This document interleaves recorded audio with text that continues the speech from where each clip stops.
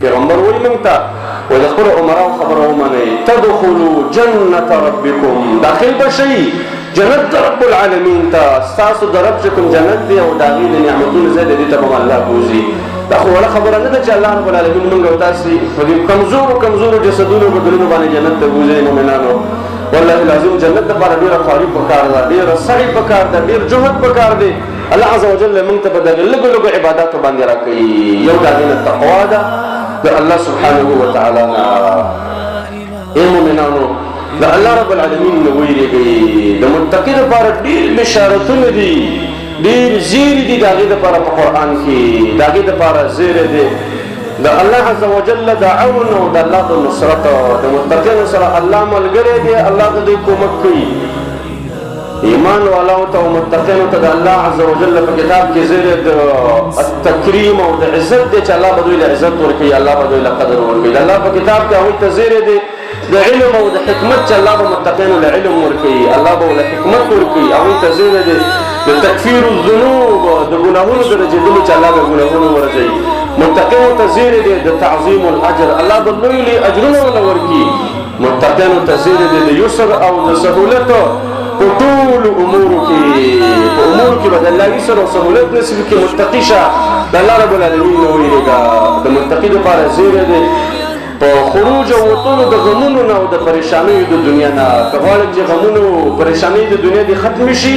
متقی جوړ شو تقوا په ځان کې راولا د متقی لپاره زیری دی د الرزق الواسع فی الدنيا د پراخ رزق او د حلال رزق په دنیا کې او د متقی لپاره زیری دی د جنت د دخول هغه جنتونه چې الله عز وجل هغه ته خپل اولیاء به خپل نیکان بندگان ورته وي د متقی لپاره زیری دی په قران کې په نجات د عقوبتونو د آخرت نه هغه عقوبتونو او عذابونو چې آخرت کې ورکول کېږي مجرمانو ته متقی سره به الله عز وجل داغه نه وساتي د متقی سره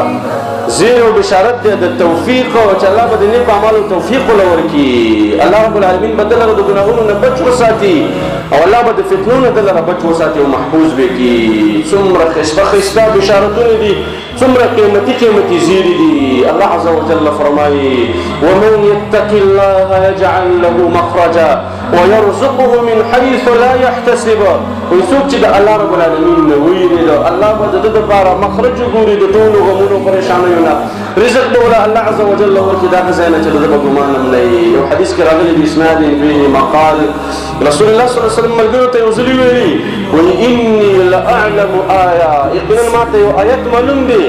ولو اخذ الناس بها لكفتهم وكثرت خلق طغيبا عمل کې دغه یو آیت د دوی لپاره کافی دی رسول الله صلی الله علیه وسلم د آیت کریمه ولست چې ومن يتق الله يجعل له مخرجا ويرزقه من حيث لا يحتسب دا جمر عظیم آیات دی یو متقی انسان او تقوا ولا شخص